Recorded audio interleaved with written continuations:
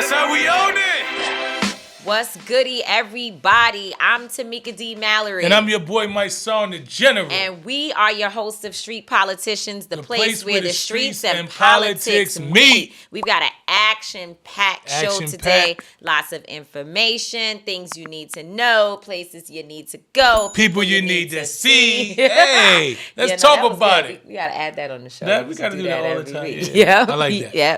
But there's a lot happening in our show this week. And first of all, let's just start off by thanking all of you. Yes. Thank you so much for making us the number one show. It's in our minds. We're going to be there for number sure. One show. But we're speaking it into existence. That's right. Every time, but number one show. I'm getting calls from folks, and I know you've been saying the same. Some who, my sister Sharon, she critiques every week. We had, her hair wasn't in place. We didn't say the right things. But then she'll be like, but overall, it was good. And she watches it every week. So if the show is not up on any platform on time, Sharon Denise Mallory, she knows it. She ain't gonna play about this. She does not play. She definitely don't play about her Mysonne and her Tamika. That's right. out. Shout out to Sharon. And I know for you, people have been saying they want to see more topics about what's happening, like in the street. Like, we working on some street things. We working on some music. You know, I want to bring like conscious rappers that are dope, that have good music. Like we're working on some things that we want to incorporate. What's the guy's name from Cleveland? I love him. Oh, my boy Connie's son, man. Can we please just get him on? We can bring Connie's son. Yo, he's one of the dopest artists, like the dopest artist in the game, and he's underground. We're working on a project together. So shout out to Connie's son from Cleveland. We're gonna get him in our artist spotlight. You know, we want all artists, right? Because there's this false narrative. Mm-hmm. There you go. I knew it was a narrative. I just wanted to make sure I said it right. False narrative that if you're not industry and you're not, in the commercial music industry, that somehow you're failing. And there's a lot of musicians that are underground, that have not had commercial success, that have an impact on so many lives. So we want to be able to highlight those, and give you our platform. That's what's up. But, again, we're grateful because I've been hearing from people who are like, I'm listening to the show every week. I see the growth. We are trying to grow. We started out, I know for me, I was nervous, that's why I procrastinated, if you will, with doing the show for so long. I knew it was something that I wanted to do with this podcast. And thank God we have a team that kept pulling us along, and you kept talking crazy to me, telling me that I was playing myself for not jumping in head first, into the podcast space. But over time, I learned that if you don't tell your stories, other people will tell it for you. And we really did need to have a space where we could talk about our issues, talk about the issues, and allow folks to come and bring information to our audience. It doesn't matter to me, which it does, but it doesn't, but it does, but it doesn't. If there's 500 people that are listening in, those 500 people need information that they may only be looking for from us, and they're gonna give it to 500 more people, and that's exactly right. They're gonna. In fact, they 500 people can reach millions because people talk to folks in their families, their homes, their jobs, their communities, and so I'm proud of us, of what we are continuing to do with Street Politicians and how it's growing. And I do believe it's going to be number one. It is number one. It's number one show. Number one podcast in the world. Make sure you keep tuning in. Shout out to the Black Effect Network and iHeartRadio and iWomanTV for iWomanTV, Cat Trig, and the whole team giving us these opportunities. Listen, man. Opportunities. It's family first for me, man. It's the family first for me. I hear that. So I was thinking. You was thinking. Because, the last few weeks I've been trying to, I've eased up a lot on socials and just, again, as I said, reflecting and thinking and what have you. And it's okay. It happens to each and every one of us. And if it doesn't, if you don't take time to reflect on everything, someone said to me the other day, like, wow, you go through so much and I know you must be beat down and whatever. And then we do get beat down sometimes. Yes, we do. But I had a different response, and I'm so proud of my own growth and maturity, Mice, because I said to the young lady, I said, it's funny that for the first time in my life, I'm actually grateful to God for even the trials and tribulations, because I've already seen over time how every single time that I go through something, it's really just the next level coming, right? Like, that's been every single solitary time.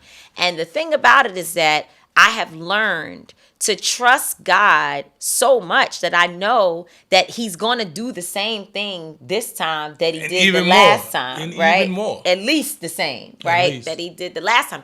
So it's a space where, but the only problem is that so many of us lack the willingness to sit still and obedience, right? We lack it. And sometimes I'm disobedient. And I think when I'm disobedient, that's when all kinds of anxiety and troubles get into me, because I'm not following what I know is right. I worry too much about trying to please everybody, because that's my daily mission, is how can I please the world? Can't do that. No. So, but I was thinking, as I was sitting, I'm like, man, I just read people's things and I listen to stuff. People call me, they're my friends and my family. They be like, oh, you know what happened? They said, and this and that. And I said, you know what? Are you gullible or dumb? If you hear something from a source that you don't know, that you can't trust, you don't know if you can trust them, and then you go and spread it as fact. Wow, that's so deep, right? Because I had this problem, right?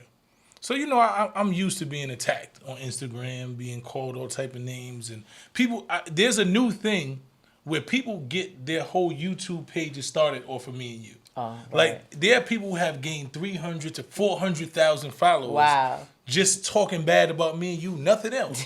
Right? They don't have anything else to no talk about. Content. There's over 30, 40 But things you on get their paid page. for that, right? They get paid for it. So I'm just saying, but on YouTube, which I don't know how to navigate YouTube at all. But you get paid. They monetize it. You monetize they say, YouTube. Click the link and so you and actually donate. making money off of talking about somebody else and using people's names that you don't really know and really have had very little bit of conversation with. Sounds somewhat like what they say we do. Yeah. But I'm glad that they're able to do. If my life can provide food on your table, then use it however you need to use it. The issue, so I'm not mad at that.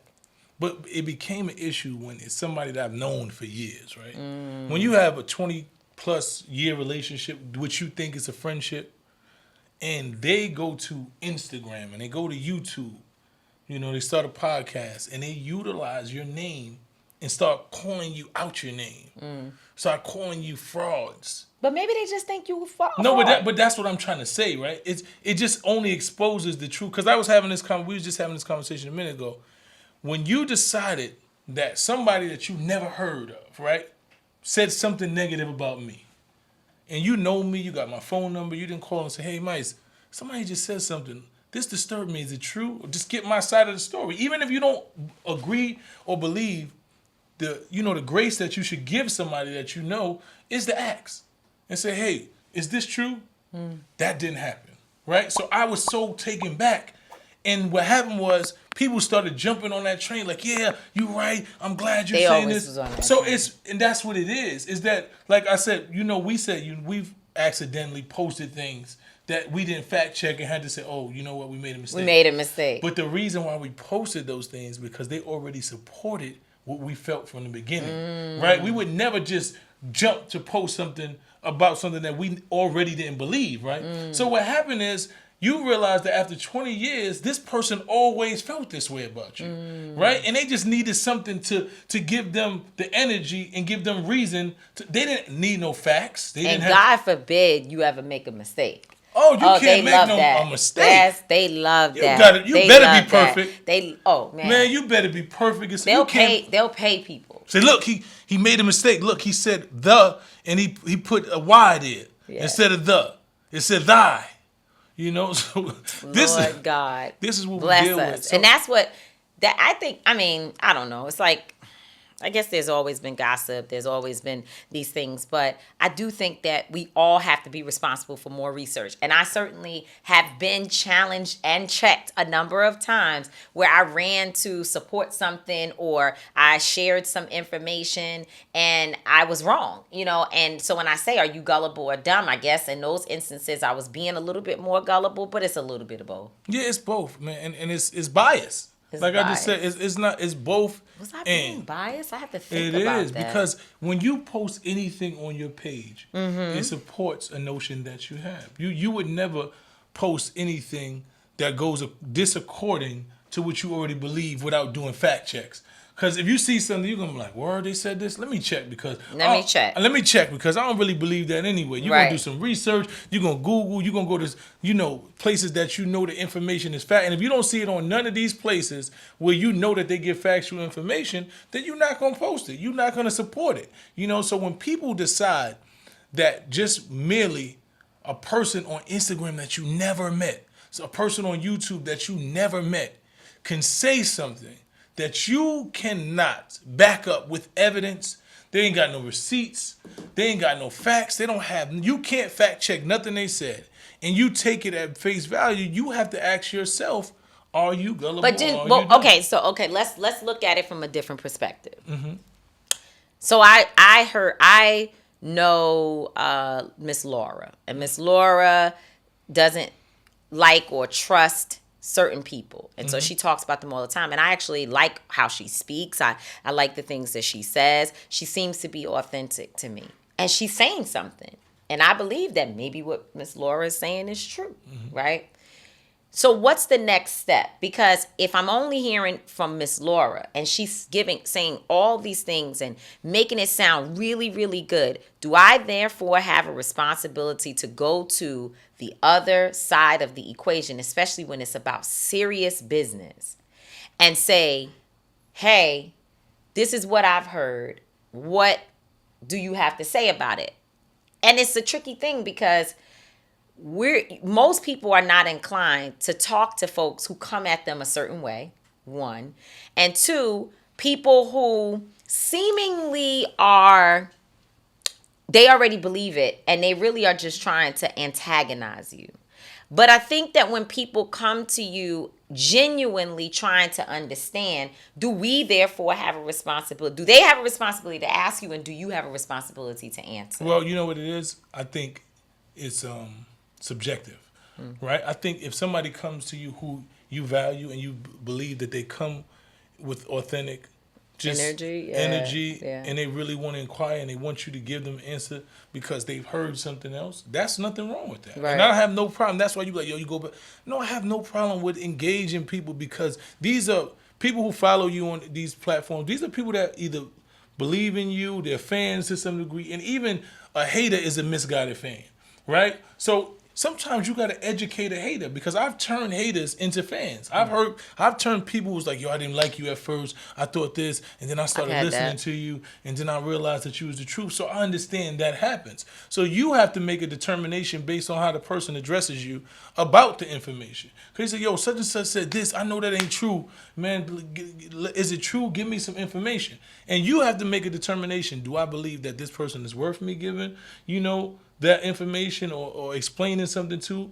Do I mind, or am I okay with that person believing whatever they hear? And I think us as leaders, and we having people following us, I think the world deserves certain explanations, especially when it's something that goes in conflict to what it is that we say that we represent, right? So if the other person can't present receipts and it's just left on face value, and we don't give them anything to combat that information, then we can't be mad if that's what they believe in, right? Especially if they're looking for something to combat that information. If you just leave it out there and you say, I'm not going to even respond, and there's nothing to even... Right. And that's true, because I contemplated recently whether or not I should respond to false allegations against me. And I decided that, one, especially when it's connected to us organizationally and our business every day, that it's not a good idea to have, or that it doesn't benefit us to have one side of a story in the media, because people Google things, and when they Google your name, these things come up, and there needs to actually be a response so that folks can see the balance and make a determination of what it is that they believe. And there is, of course, for some people will say, well, you know, the people who are with you, but you have new people every day who are trying to get to know you, and they get to know you based upon your profile, based upon things they read, things that they hear. So it's always important for me that on certain issues, especially when they're very serious allegations or serious conversations, to make a statement that allows people to find where your voice is, and then again make their own determination. And So I think for us is important because we've always been vocal. yeah, right. You know, Exactly. we've So always all been of a vocal. We sudden you're always not use our platforms. speaking. We always talk about things that we believe in and don't believe in, and we've been vocal. So when somebody attacks you with things that are vital and you become silent, then it gives Because that's not what we do. Exactly. We Never don't get have. silent. I don't get silent. So, I'm always talk. yeah. So I guess that's what that is. That's So, what it is. Yep. So as we always say, we have a lot of friends. Whole lot. That and people probably think we are what we play favoritism with our friends, but our friends we do. That's okay, right? That's why we got a show so we can bring our friends on. Oh, so I don't have to feel bad about it. You should never feel bad. Oh, okay. So then this is my friend. That's right. So I am so proud today to bring to the Street Politicians family, because I feel like of the guests that we've had, you know, you want to talk to more people that you don't necessarily agree with. I don't like to give clowns space on my platform. It got to be a balance. But there needs to be a balance, and there's some people who we don't agree with that are not clowns. So those are the ones I want you to find. Yeah. The ones that we can respectfully disagree. So when you find those people, let me know. I'm down to do it. But I think it is a family of people who are coming together with different ideas. And as we grow and as this show continues to grow, we want to bring the type of content that makes people feel like they're learning something. And I certainly have learned from this next guest, this young lady who, you know, among a lot of things, she's like super fly, super amazing. And also she's an author, and her book really sort of sums up, the title of her book sums up why she's on here today and what we need to be doing more of with our time when we're on social media. And that is from mopping floors to making millions on IG. My sister, Ronnie Brown, is joining us today. Hi, Ronnie. How are you, Queen? Thank you guys for having me. How did you transition from mopping floors to making millions on IG? Well, it wasn't an overnight thing. Let me make sure I Please stress say that, because people be thinking everything is overnight. Yeah, I'm not one for fluff. I'm one for, real transparency. So this was something that happened over the course of probably about 5 to 6 years when I really learned how to monetize social media. I was a janitor. I grew up in the projects of Washington, D.C. I had my son at 16 years old. I dropped out of college. All of the people that were around me were hustling, selling drugs in the streets, doing all that kind of stuff. And I decided that I was going to go in a different direction. And it was primarily based on all of the odds that were stacked against me. You know, when you have a teen mom and you have a kid young, everyone's already telling you like, oh, you're going to fail, you're going to be on welfare, you're going to do this. So it kind of pushes you to go in a different direction. And I was really determined to figure out how to make some money. And honestly, I started off on Facebook. And I used Facebook to sell handmade products that I was making in my home. That's how I started my first business. And the reason why I started on Facebook is because I could not afford to have a website built. So I could not afford to have a graphic designer build a website. And I figured out how to go to PayPal. And y'all, this is going to tell how old I am, y'all. So, don't judge me. But I figured out how to go to PayPal. And I don't know if y'all remember this, but back in the day, you could go to PayPal and you could take PayPal buttons. And you could take the link from the button and then you could paste it and it would generate a buy now button. Wow. And then paste the buy now buttons on Facebook, and I would make these products in my home because I had gotten fired from my job. And I said, after that, I'm like, man, I'm not going to continue to allow people to be able to tell me when I can make money. And I'm not going to keep going through this cycle, because another thing people don't really talk about is being a mom in corporate America and the lack of grace that is given for mothers who have children who have to do daycare and doctor's appointments and school activities and conferences. So I was sick at that point. And I got on social media and I started plugging those buttons. And I went from hustling on Facebook to hustling on Instagram. And it just took off from there. I have two things. The first thing is, do you mean to tell me that getting fired from your job wasn't the end of your life? Like, I just can't believe it. You know what I'll tell you guys? When we are in the midst of the fire, we think that we just gonna burn up and it's That's over, right. right? But when you get out of the fire, you look back and you say, "Man, this had to light me up." Like I had to literally get lit for a second for me to figure out ways to become creative. And getting fired from my job to some people was the worst thing that could probably happen to them. But honestly, I feel like our success is in our sacrifices. That's right. And I feel like me getting fired, it was a sacrifice that I had to make, and it pushed me right into my purpose, and I needed that. So, I mean, I'm being sarcastic, but there are some people who, first of all, losing your job when you need your money is very, very serious. So I totally respect that.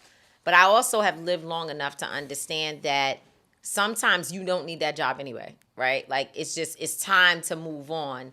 And I think what you're speaking to is exactly that. It was time for you to step into your own, it was time for that boost. And losing your job probably is what set you on the right path, right? But what was the first product that you sold on Facebook?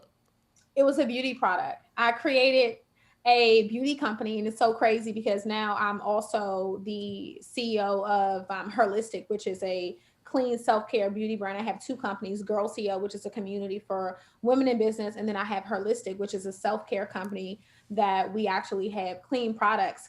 But people don't know that me relaunching and building Holistic was me coming back to my initial business that failed, which was Wow. originally called Amore Monet. And if you hashtag Amore Monet or you Google Amore Monet, you will literally see pictures of myself and my daughter at 6 years old doing bending events at tables and with t-shirts on. And she was actually the only person that could help me. I needed help. And people may have thought like, oh, her kid was with her, but my daughter was with me. My daughter just turned 18 on Tuesday, and she's now building these companies with me. But that was my first business. And when I tell you that God's timing is perfect, I'm coming back after 11 years, Wow. picking back up a dream that I was not able to finance back in 2009 when I started that company. Wow. So how many children do you have?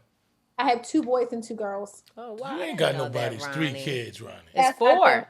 You Yes, can't two count? boys, two girls. Yes, and That's my kids four? are, Two and yes, I two have, Oh, I is yes, thought I four said all three. day. Well, yeah. listen, My I son, apologize. my son will be 21 this year, Wow. and my daughter turned 18 on Tuesday, and my baby girl is turning 9, That and melanin hit different, don't it? It on the 26th, That and melanin hit different.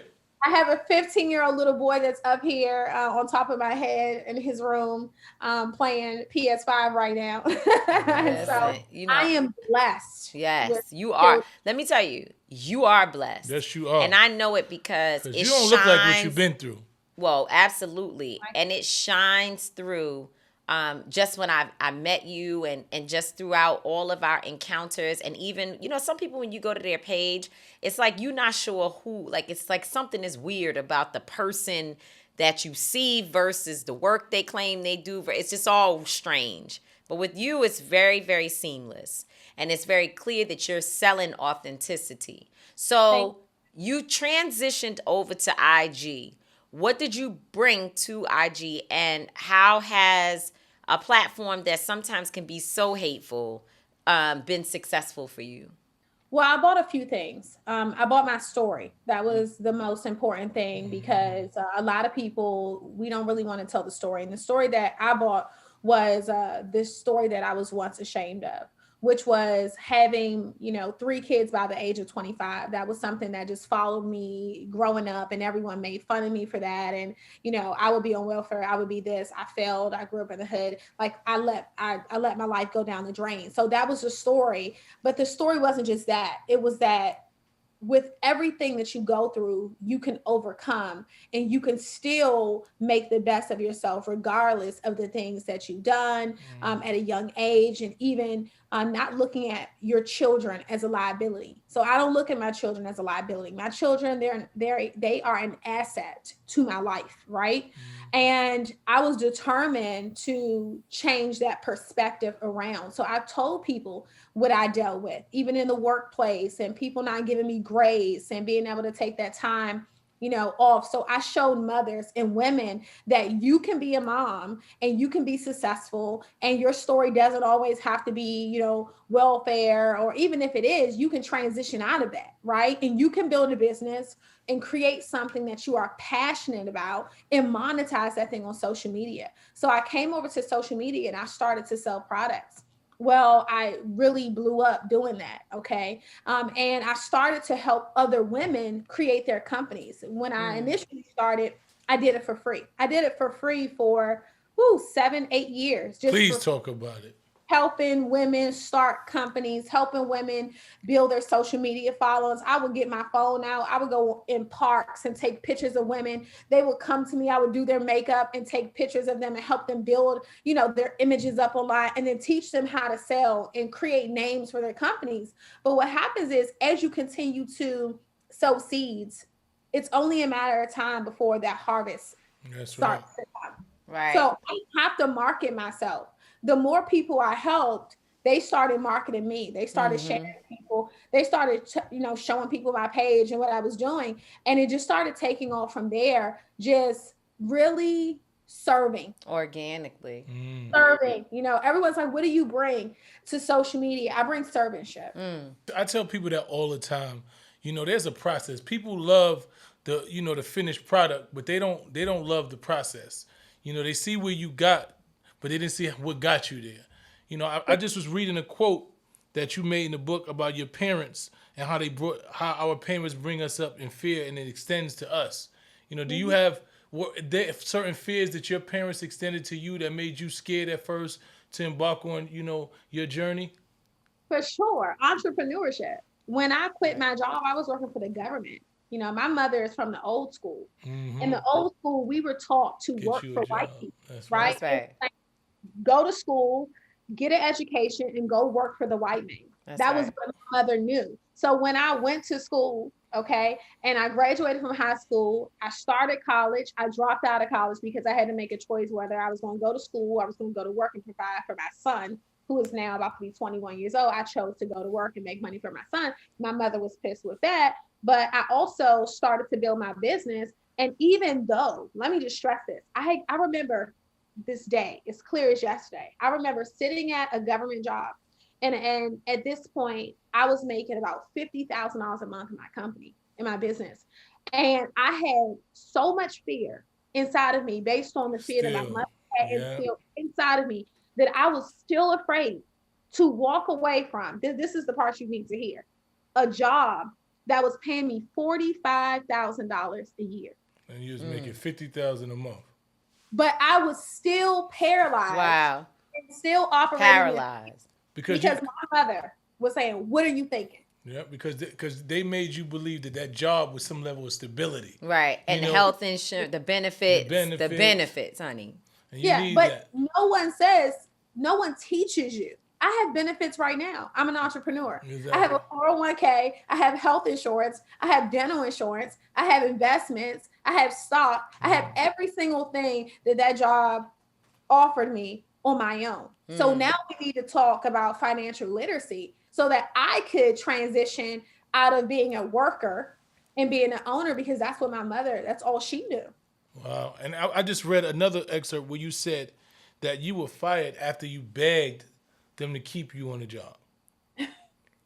Let me tell you a quick story. I was almost 9 months pregnant. I worked in a call center at Catscape Productions, and I was broke. When I say broke, I mean a different level of broke. The broke where you go home and you smile at your kids and they don't know that you're broke. Okay. You just fake it with the smile. Okay. But I remember going to work. I'm running late. The tags on my car are already dead. Okay. So I'm taking a risk, just trying to get to work. Okay. I had just moved into a condo with my children. I had 3 kids and we were in a 2-bedroom condo. All 3 of them were sharing a room. Okay. We were making it work. All right. And I remember getting there 2 minutes late because I was driving from DC to Virginia, and the freaking call center was probably almost over an hour and a half in traffic away, but I needed the money. I was getting paid $15 an hour. Wow. And I got there 2 minutes late, almost due to have my baby, and the lady was going to fire me.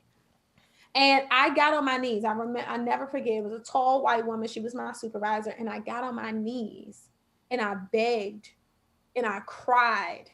It was probably the most humbling and embarrassing experience ever. I cried to this tall white woman. Almost 9 months pregnant. On my knees, pregnant. And I said, please. I said, I need this job. I cannot go home without this job because I have bills to pay and I have children. And she said, okay, we'll give you a chance. She allowed me to work. I worked to the end of the day. I did everything I needed to do. And at the end of the day, after I finished filing and closing out all of my calls, they called me in the office and she said, we have had to make a change in our decision. Today is going to be your last day. Wow. And I will never forget. Never forget that. I will never forget that, because that alone just made me remember why ownership was so important. And I drove home that day with the radio turned off. And I don't know about y'all, but when you ride home and you ain't got that radio on, That's some deep thought. You and your thoughts. Yes. You in the road. Yes. Deep thought. I was thinking, and I told myself, I said, I am never going to put myself in a position where someone else feeding me will be my only source of income. And I went home and I looked around my house, and I remember one of my mentors telling me, whenever business you start, look around your home and see what you got a lot of, because whatever you spending your money on, that's what you were really invested in. Start something in that area. Whatever you spend most of your money on, that may be the thing you need to start. And all around me was beauty products and candles and all this stuff. And I went home. I remember I had about $200 to $300 in my bank account. And I got on Google, baby. I'm Google University. And this is why I have no excuses with making a way out of no way. All right. Yeah, that's right. I'm mama 3, no college degree. I got on Google and I started researching how to make candles, how to make this, how to make that. And within 10 days, I had a product and I was selling it on Facebook, and I was making just enough to cover my rent. And I was going out begging. My friends were going to the club and they were partying. Ooh, I got pictures on my Instagram page, and they were at the parties, and I'm sitting there with a t-shirt on that says Amore Monet, holding up lip gloss, candles, and all the products that I was making. Right. And I was selling stuff, and people were laughing at me. They were laughing at me. I bet you they're not laughing now. They're coming and they're asking me. They always laugh. That's right. They laugh at you and ask you why you doing it, then they ask you how you did it. How you did it. Ronnie, I wish we could stay with you all day too, because your story is so inspiring. The business component is important, but the story of how you got there is where the real tea. That's the real sauce. That's it right there. Can you just do one thing before you leave? Because I know we got to go. But can you just give a word of encouragement to all young girls and entrepreneurs who are scared right now, who at that job and they want to quit and they think they got it, but they just scared? Just give them one word of advice. Your ancestors are there for you, waiting for you to take that leap. Mm-hmm. We are the most valuable, the most needed people that have literally walked this earth. Okay, we are strong. We have so much within us. And we have to know what we have inside of us. We have yet to really see our true worth. And once we see that true worth, everything will change. Our data, our social media platforms, our influence, it is so valuable. And we have to stop allowing people to monetize us and to leverage us and not truly get what we deserve. We are the sauce. How you also saw, we are the secret sauce. So to all the women that are listening, you are so valuable. People need what you have. You have the magic, and it's time that you start monetizing yourself. Don't allow other people to see your value before you see it. Well, God bless you, Queen. Step out on That faith. is a word. Yes. I'm not even a woman, but I'm going to take that word. Thank you what I'm so saying? much, Thank you very Ronnie much, Brown. Ronnie. We appreciate you for mopping floors to Tell 'em your making Instagram. millions What's your on Instagram? IG. Tell me your Instagram. She's at Ronnie Brown. It's At Ronnie Brown. RONNE Ronnie Brown. Brown. Yeah, RONNE Brown. There's no I in Ronnie. Come and check me out if you listen to this episode and you love it. Come tell me your aha moment. Amen. All right. Thank you, Ronnie. We appreciate Queen. you so very much. Yes. Love you, sis. Love you. Love you too. Take Bye. care. Bye. Thanks, Ronnie. Wow, Ronnie okay. did a thing, man. Yeah, Ronnie is amazing. Ronnie is fine. She could be a motivational That's what she. Oh no, speaker. she is. Oh, okay, that's That's what I'm what saying. she does. I'm motivated. Yeah, she's like I'm ready to go out there and win. She's the truth. I feel like I could win a championship right now. You Like if do. I had a job, I would quit right now and be like, listen. Yeah, no. I'm going out on You faith. do have a job. No, I'm talking about if I do have a job, but if I had a job that I didn't love, that I didn't, because we developed you have our a job. job. We created our job. Though. That's true. We entrepreneurs. We created. We found what we love. We found our passion, and we didn't go to no corporation, and we didn't just get a desk job, and we didn't, take the regular. But little, those jobs are okay. they too. are okay, but I'm just trying to say, but they not for us. I need now. me a desk job. Nah, you don't. Because I'm gonna tell you the truth. The world is not kind to those of us who actually are out Listen to here. me. Like, That's the penalties of busting leadership. our Queen. behinds to. The penalties of leadership. You only Make dealing with the ends penalties. meet. Listen to me. You ain't the first one. I And ain't gonna be the understand. last. This is I what we got to understand. deal with. I've realized that we are put for this exact moment in time. But They built us for this. sometimes being black Yes. in America Yes. is really, really hard, Yeah. especially being a black person who's fighting for people that you also have to fight. Well, So, listen, we dealing with our trauma, and sometimes you got to whip somebody's ass. oh Lord Jesus, I said that a Either few in weeks ago, and you mentally, were like, it's not just physically. it's not about that. I was like, you're the peacekeeper. Yeah, sometimes. Every now and then you might have to whip somebody's ass. You might have to whip them mentally, not physically, but there has to be some level of whipping. Okay, And for our change makers section, my favorite. another one of our friends, our sister. Yes, yes. Somebody that we I don't think we ever gonna run out of friends. No, we never gonna. You know why? Because when you got good nature, you got good spirit, good soul, you're gonna attract those same people. Yeah, that's true. And you're progressive, and and you're innovative. You're gonna attract that same type of energy. When I say innovative and energetic and motivational, that is an understatement. Yes, it is. We both It know. is. Like this sister gives you a call. It's about something that's gonna be progressive. Absolutely. I've never got a call from her that didn't amount to something that was evolutionary and that was evolving and got me up and said, okay, what you got? You know what I'm saying? Either about $1, Oh, she about an gonna get to her idea. Oh, bag. she definitely gonna get to her bag. That's not even And the it's question. crazy because her life story has always been about getting to a bag. But in this time, with this iteration of her story in her life, she's trying to turn all the skill sets that were used in bad ways, negative ways, into positive ways to help some of us. So when people say, oh, well, y'all are, making money off of this and off the movement and blah, blah, blah, those things are not true. But the one thing we can say is there's somebody that's our friend that does help us That eat. knows and how to that is monetize, man. our sister. Our sister, Jamila T. Davis. Davis. And it's going down. It's going down. I'm so excited about being here with you guys today on this incredible game-changing podcast. Thank you for having me. Thank you How for you feeling joining. today, You're Mama? part of the Street Politicians family. I need Yes. like a bell or something so I can be So we can have the family bell. yes. Ding, ding, ding, ding, ding. Yes. You're at home. I can Yeah. see. When you're home, you work all day and night. Yes. I've been on these phones all day long, making some moves happen. Good. So Good. tell us about this book that you have, Built to Outlast the Storm. So Built to Outlast the Storm is the 12 points of turning a setback into a major comeback. And for me, this book is important because it's the roadmap I use to see my way out of a 12 and a half year sentence in federal prison, right? So for me, like I got hit so hard that I wanted to die. And some of us go through experiences in life that no one teaches us or prepares us for. How are we going to get to the other side of it? So it was important for me to create a book to help people see the glass half full instead of half empty. to see the possibilities of what can come out of any situation, even what you think is the most craziest situation. Because usually it's in those situations that God is either working on you or about to work through you to do something amazing. So this book is all about preparing the mindset for trials and tribulations, understanding the reason for obstacles, and how they can make us stronger, wiser, and better.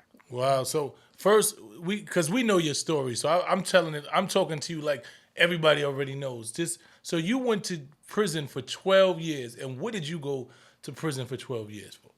So I was like always kind of that mover and shaker in the street. I was that chick that wanted to get money by any means necessary. I got into cars. I used to do a lot of stuff with a lot of rappers and entertainers with credit and cars. And I graduated from that into real estate. I actually became a multimillionaire by the time I was 25 years old. I had controlled over $30 million worth of properties in Alpine and Saddle River, New Jersey, which is pretty much like the highest end of New Jersey. I controlled the states, and I thought I had it all made until the feds kicked in the door, waved the 4-4, and all you didn't see me no more. That was just pretty much what it was. You feel me? So what was your particular crime, if you will, that you were charged with? Bank fraud. So I was charged with bank fraud and conspiracy to defraud banks. And I was sentenced to 151 months in federal prison, which equated to me actually serving 9 years behind bars and a year when I came home on house arrest. So basically, I gave the feds 10 years of my life. So when did you come home? I came home in 2017. 2017. I remember that. I remember that. We I remember the first that. day I met you. We was at an event, and you was with Yandy, and I remember you had on these high heel shoes, and you was like, I ain't walking high heels in so long. I gotta take these off. You bringing me back, because in prison we only have steel toe boots, Exactly. right? So I was trying to be cute, and actually that was the day that I met one of my faves, which is Tamika D. Mallory. Like, it's crazy that we're sisters now, but Tamika is somebody I used to read about on the bunk beds of my prison, in the prison I was in. And I would see her in Essence and Ebony as this change maker. She actually inspired me to create the movement that I created behind bars, which is women over incarcerated. So to see someone that I admired so much, and that was like the first time I ever met her, kind of wanted to be a little cute a little bit, but my feet was definitely hurting. But I definitely remember that day very, very clearly. Yeah, from day one, you let me know that you were like, I'm about it. I'm a worker. Like, put me to work. I want to be a soldier in the army. And at first I was kind of like, I don't, like, why does she like me? Because, I deal with insecurity issues around, not feeling as important as some people have or deem me to be. And so I was kind of like, she keeps saying that she was watching me from prison. I'm like, first of all, how? And then second of all, why? Why me? But over time, I understood that God put us together, like the team that we have built over the last few years, now 5 years or 4 years, and it's been even a little bit longer than that for my son, myself, and others. That team was put together and designed by God, because what we're doing together is revolutionary. It is God's work. It's amazing. I Definitely. mean, and people will say to me, I don't see you, building community centers. Well, my brother, my dear brother, A.T. Mitchell of Man Up, does have a community center. Other individuals that I work with are either building or have built community centers. People will say, well, you're not doing enough for our youth. You're just protesting. Well, that's not true, because my sister also has the VIP Online Academy and other programs that we work with in schools with young people, and I'm very much so a part of that. Well, we don't see you doing financial literacy. Well, we just had some folks on the show and have other folks that we work closely with who do financial literacy work. So, the issue is that we're all trying to be in our lanes, That's right. but at the point that our lanes intersect, where we may have to get in the right lane, get in the left lane, get in the turning lanes, that's called collaboration. And our collaborative efforts with you, Jamila, have been extremely powerful. So you came back and said, and let me ask you, was a part of the terms of your release that you would never be involved with, like, banks and housing and all of Yeah. that again? The feds got a whole hold on me, a whole, like, I can't be involved in real estate. If I am, then I could go back to prison. So I had to find a whole nother career path. And with the help of, yourself, I just think that people don't know enough about you and know enough about the work that you do and the mentorship you do, right? So working with you guys, I found the lane within the school system. And, from there, started doing mentorship program to what we have today. And we have the VIP Online Academy, which is really in schools in all across now New York City. And now we're in New Jersey and expanding. And then with the work of Until Freedom and your team, we are creating a whole social justice curriculum that's about to be mandatory for school students in schools throughout the tri-state area. I mean, I just think it's amazing when you look at how we come together and we form like what I call Voltron. That's right. And I just want to say, I'm always amazed by you. It's a few people that I look at that have come home and they have evolved. Like they didn't wait. They didn't say, "Dag, I don't have this. I got nothing." They didn't look for handouts. They didn't get mad at it. Yourself, my brother Wallow, y'all came home and immediately just hit the streets running. You didn't wait around. And to see your success constantly, and it's because you prepared before you got to society. Being formerly incarcerated, I used to always tell people that you can't go home. You can't wait till you go home to be successful. You have to prepare to come home and be successful. You have to prepare that you might not be successful. You have to prepare to fail. You have to say, yo, you know what?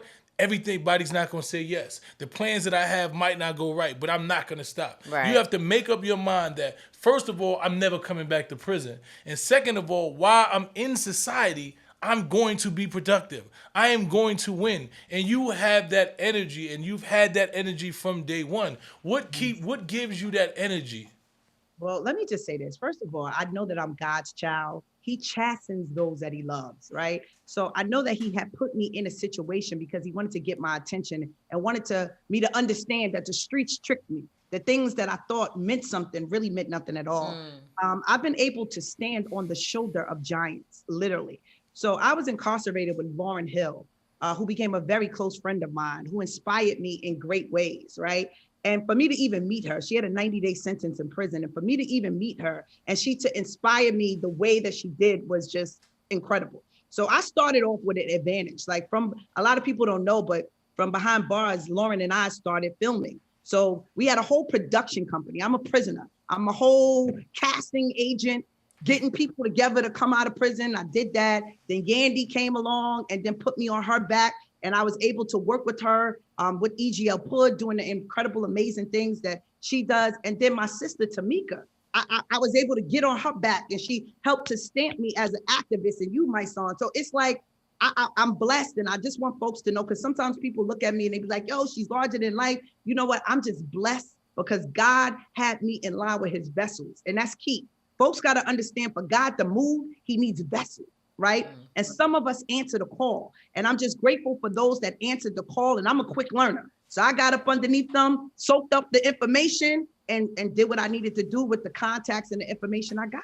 Wow. It puts me in the mind, as we want to close out, and thank you so much for being here. But it puts me in the mind, and you were just with us recently at the 1-year anniversary of Breonna Taylor's murder, where we looked up and I saw a tweet from her where she, 12 days before she was killed, she tweeted, "Take me to a place that I can't even imagine."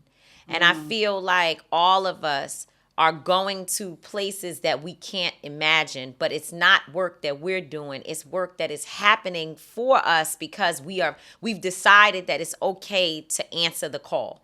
That call is on your life, Jamila, and we appreciate you so much for we your love you like innovative, creative nature, and also your unwillingness to allow us to slip. Like, you're always saying, we could do more, we can do better, we can make changes. And I think because of that, it makes us all better. You make people better when you put your hand in their lives. So thank you so very much for being the vessel. Yes, you Thank are you vessel. so much for having you are me. the vessel, man. When I think about teams, You know, everybody has a job to do. They got point guards. They got somebody that rebounds the ball, and you are a motivator. Yeah. You know, you are somebody and you take something from A to Z. You know, I have ideas sometimes, and I call you with an idea, and you be like, it's done. It's going to get done, and it gets done, man. So we need people like you. You are a jewel. Continue to be great. Continue to shine. And, you know, and I'm just glad that I know you, and I can call you my sister. Yes. Thank Jamila you. T. Davis, thank you Jamila so much. T. Davis. Built to Outlast the Built Storm. to Outlast the Storm. Make sure you get that book right now. Not now, but Right now. Now. Peace. Love you. Love you. Thank you, guys. Jamila's not just a motivator, she's an executor. And I think that's important. That's the that one is thing, the you know, we word. didn't have a lot of time, but that was something that I wanted to talk about is the idea, like you said, when you call her and say, I need to do something, the next thing you know, It's Jamila done. calls back and she done put together more than you asked for because she's so creative and she's an executor. And she will, if you give her your blessing, she will take projects and run it as far down the field, court, whatever you want to say, as she can. And then come and say to you, I just, you know, I need your help to sort of kick it over the line. And I'm really, really, really thankful for her friendship because I can see where I've grown even in my own business acumen since you know, becoming friends with her. Same as mine. You know, I always tell her, like, you motivate me. She'll call me every time Jamila calls me. It's with an opportunity. It's just Be the gonna do the right right thing, thing. yeah. Like she's like, yo, bro, this what I got for you. And it's like every time I see Jamila's phone, I don't let it ring twice because I know it's about something, man. So Yeah, because you know you got to bring home the you bacon. got to bring home the bacon, man. You got 3 Oh, kids. you don't do bacon. Oh yeah, You gonna bring home the biscuit? you got to bring home the biscuits. Yes, I love Jamila. Now you know it is Women's History Month. We're still And celebrating. that's Black History. That's right. We're still celebrating Women's History Month. We have tried to highlight all month women-owned businesses, but as a part of Street Politicians going forward, we will be highlighting many businesses of Small all business owners. different type of people. So who hit own us up. businesses. We definitely want to get your business on our show so we can highlight you if you're doing amazing things.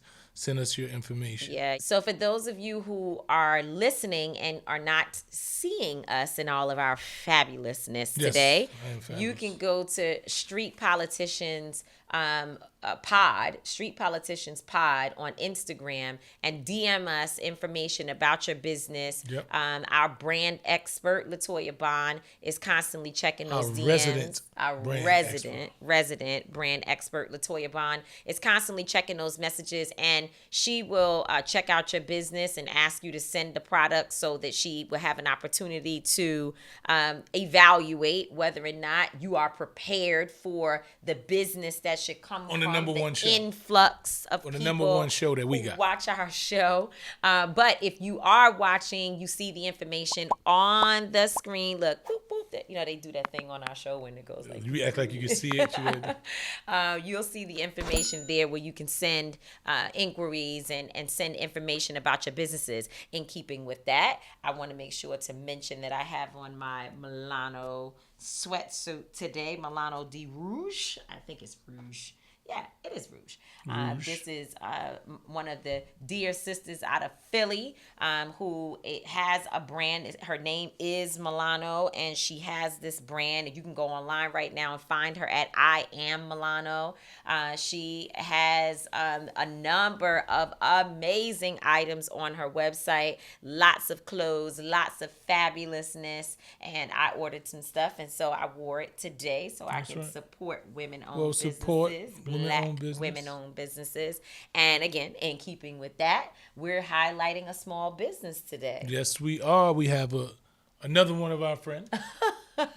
Today is the Friendly Show. We should have called it Street Politicians, the Friendly Show. It's always the friendly show, man. You know, we like to highlight all people doing good things, but we have a show, so why not highlight our friends doing good things? Absolutely. You know, so this is a person who we've known forever. For a long She is time. one of the most creative and beautiful persons that we know, and she has a brand that is so dope. Because we need this, like therapeutic services. Absolutely. You know, she's also a psychotherapist, and she has had to psycho work on my and give me some therapy. She had to give me some therapy. I don't know if it's working. I don't know if it's working because you're still crazy. Well, listen, that's not true. We are not going to perpetuate falsehoods on this show. If you need a therapist, that does not make you crazy. No, I didn't say no. I just said I don't know if it's working. I ain't talking about everybody. You talking about for me. Yeah, you is different. Whatever. But yes, our friend Precious. We always call her just Precious. Just regular But it Precious. is Precious Arbaklia.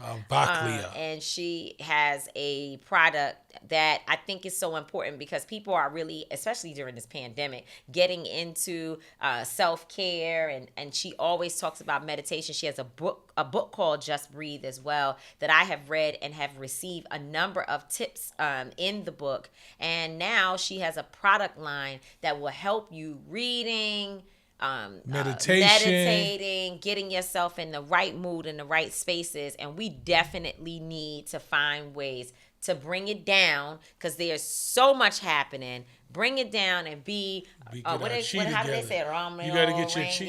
You got to get your chi together. You got to get align your chakras. Okay, now let me find out. I'm saying I know a thing about. Listen, man. So listen, we're gonna go to our resident brand expert. Latoya Bond, and she's going to tell you about Just Breathe. Just Breathe. Thanks, Tamika and Mice. Welcome to the brand market. I'm Latoya Bond, your resident brand expert. This week, the product that we're highlighting is specifically to promote wellness and self-care. I struggled with being able to take time for myself for a long time. And I started to do a lot of research into meditation. And to be honest, it was really overwhelming. When I found this box, it was a breath of fresh air because it was curated specifically for people that are just beginning meditation. It has just the items that you need to start your journey into meditation, and it has been very helpful to give me exactly what I need to take a moment to just breathe and to sit with my thoughts. I'm going to introduce you to Precious Arbaklia so she can tell you all about the box and why she created it. Thanks, Latoya, and thank you, Street Politicians. I'm Precious Arbaklia, licensed psychotherapist and founder of Just Breathe, Inc. And I have our Just Breathe meditation box that has been particularly curated for the beginner meditator. I brought this box forward out of a moment in time where I recognized that stress management and anxiety management was particularly difficult for me. And I also noticed that within the Black and Brown community, meditation is a highly underutilized method of coping. So I wanted to bring my community something that was very digestible and simple. So you can literally open the box and create a wonderful meditation experience. A little more about what we have in the box. We have our 14-count affirmation card, which helps you in setting your intentions for your meditation.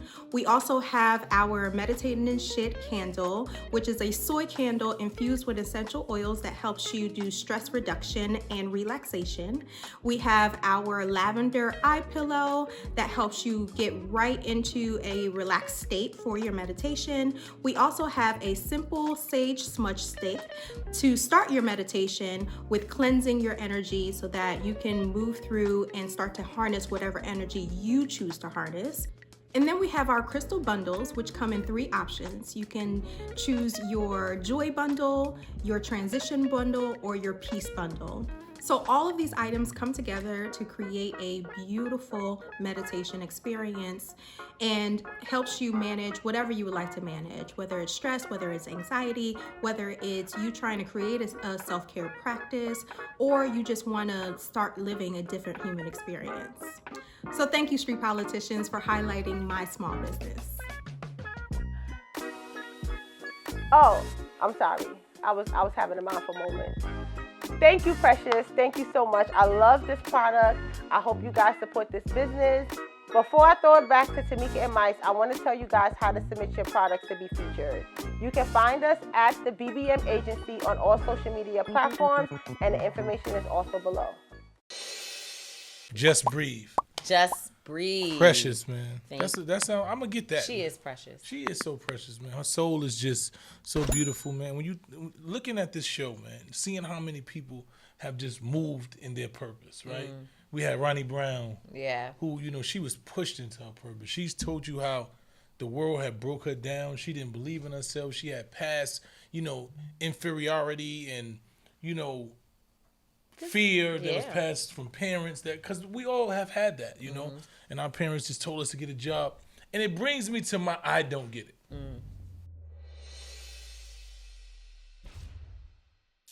Why are we, especially black people, afraid of our greatness?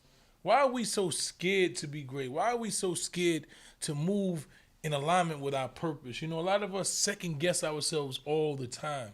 I have conversations with a lot of people all the time, and I don't, not saying I'm better than anybody. I don't really have a lot of that. We know. Because for We the most know. part, I believe I can You do anything walk in in the your world. confidence. That's for sure. Even if I can't, I believe I can. But I've realized that most of us, when you can see greatness in somebody, you be like, yo, you great, do this. And they be like, no, I'd just rather just keep playing this little safe role because it's easy to do I told you that. why. I've had this conversation with you 9,000 million, 5 million, thousand, million, thousand times. And what is it? That sometimes people feel afraid of what they believe, like my family's gonna say I think I'm all that. What if I succeed? Like, then what do I do? What if I fail? It's so many different things that have been instilled in us from over generations of people beating us down and telling us we can't. And we're even afraid of the if we can. We are afraid of the backlash of family members and friends who might not support us, or people who might laugh at us if it doesn't work out. So people are dealing with a lot of insecurities. And I know for me, it's like after being on the Grammy stage, I was 100% sure. You were. 100% sure. Every That the people backlash was around coming. me, people around me will tell you, you know it.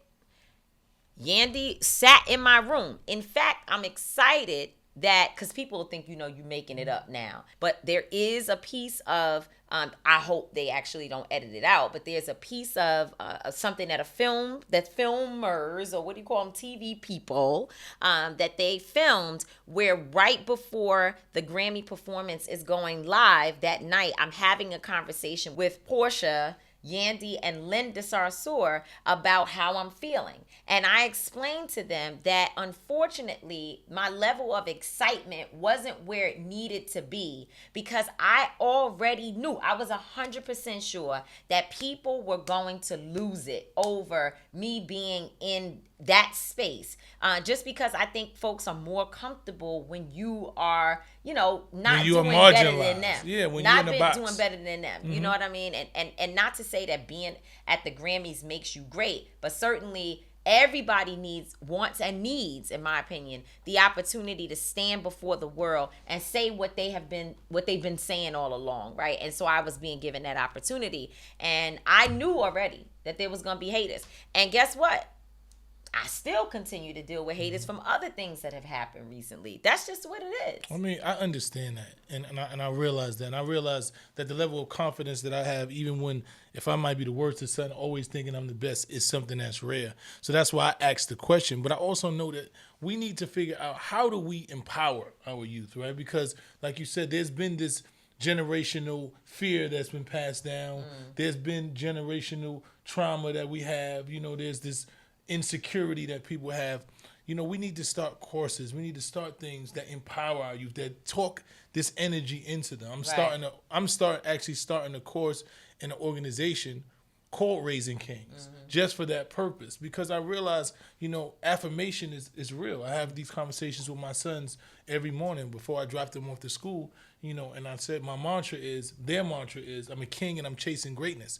And if I can't control myself, I can't control anything, and this hat actually comes from that mantra. This, shameless plug. That's your way of shameless saying, plug. That's your way of telling them, don't get in trouble in school. Don't like, get that's in where it came from. It being did. like, You know what I'm saying? You got to control yourself. Because if you can't control you can't control nothing. But it's something that when you keep saying it to yourself, when you say I'm a king and I'm chasing greatness, it gives you a level of empowerment, man. So I just tell all of our young kings and queens out there, don't be scared to live in your purpose. Don't be scared to walk your path. Don't allow anybody's insecurities, to rub off on you. Yeah. Jay-Z said that, you can't tell me what I'm I'm not going to be because what you haven't been. You know, people want to rub their insecurities and their fears on you, and I don't allow that. And I empower everybody. Like, I have these conversations with you all the time. Like you say, you always be like, oh, I don't know, I don't want to, you know, and I say all the time, like, you have to live in your purpose. You have to continue to walk in your purpose. God designed you for this exact moment. You know, what you're dealing with right now, the backlash and everything is exactly what you're supposed to be dealing with, because you are perfectly prepared to deal with this. I guess that's what they say. It don't always feel like that when you're going through it, but hey. Listen to me. It's cool. What we're going through is most great leaders in this world have went through. Absolutely. Man. You know, they hung Jesus Christ. Well, listen, and we know we ain't nowhere near Jesus. So Amen. And they shot Malcolm. Well, and we know we're not They killed Martin. We're nowhere near Malcolm, although they couldn't even find Malcolm a good place to be buried in Harlem, the place where he came from. So, and now the people in Harlem, not all of them, but many of them have his pictures hanging on the wall. And he got a boulevard. Hey, there you go. Listen to me.